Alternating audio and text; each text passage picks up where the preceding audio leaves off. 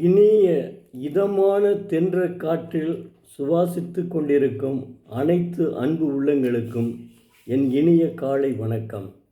இன்று ஒரு குறள். அதிகாரம் 21, தீவினை அச்சம். குறள் எண் 203. அறிவினுள் எல்லாம் தலையென்ப தீய செருவார்க்கும் செய்யாவிடல். தெய்வப்புலவர் திருவள்ளுவர் தமக்கு உறுதி நாடும் அறிவுகள் எல்லாவற்றுள்ளும் தலையாய அறிவு என்று சொல்லுபவர் நல்லவர். தம்மை செருவார் மாட்டும் தீவினைகளை செய்யாது விடுதலை என்கிறார். விரிவாகவும் சொல்கிறேன், சுருக்கமாகவும் சொல்கிறேன். தமக்கு துன்பம் செய்பவருக்கும் தீமை செய்யாது விடுதலை அறிவுடைமையில் சிறந்தது என்று அறிவுடையர் கூறுவர். என்ன அற்புதமாக சொல்லியிருக்கார் பாருங்க.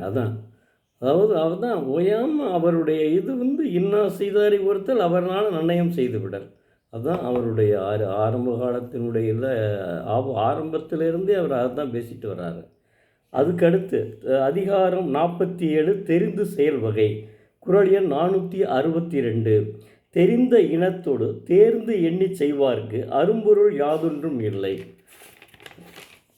தெய்வப்புலவர் திருவள்ளுவர் தாம் தெரிந்து கொண்ட இனத்துடனே செய்யத்தக்க வினையை ஆராய்ந்து பின் தாமேயும் எண்ணி செய்து முடிக்க வல்ல அரசர்க்கு எய்துவதற்கரிய பொருள் யாதொன்றும் இல்லை என்கிறார்.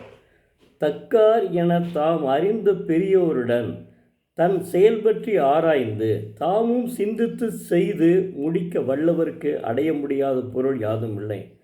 தக்கார் தகவிடார் என்ன? தக்கார் தகுதியுடையவர், இதை செய்யலாம் என்று தகுதி உடையக்கூடியவர் அவர்தான்.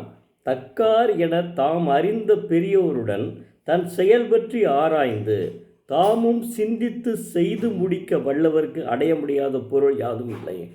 எனவே தக்காரும் அரசனும் ஆராய்ந்து செயல்பட்டால் செய்து முடிக்க முடியாத செயல் ஒன்றும் இல்லை என்கிறார் தெய்வப்புலவர்.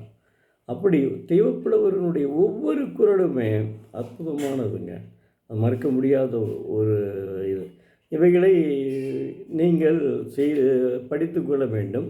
இன்னும் ஒரு குறளையும் போன அதிகாரத்தில் உள்ளது சொல்கிறேன். தீயவை தீய பயத்தலால் தீயவை தீயினும் அஞ்சப்படும்.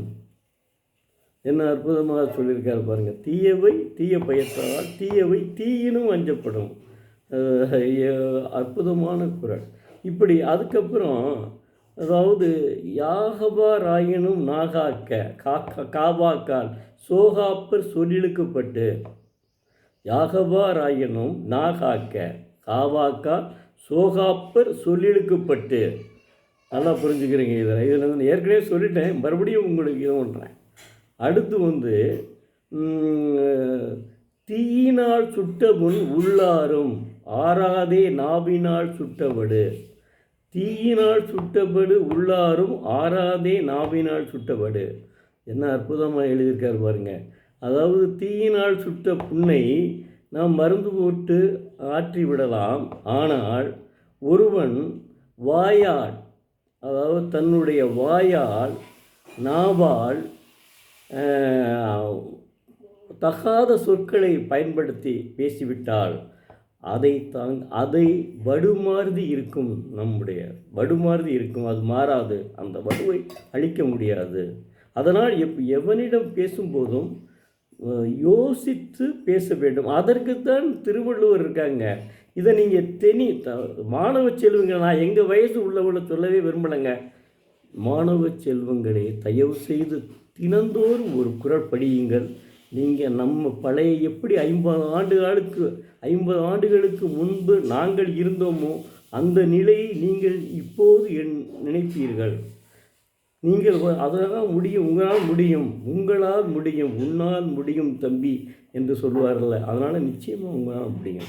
தயவு செய்து தினந்தோறும் ஒரு குறளை படியுங்கள்.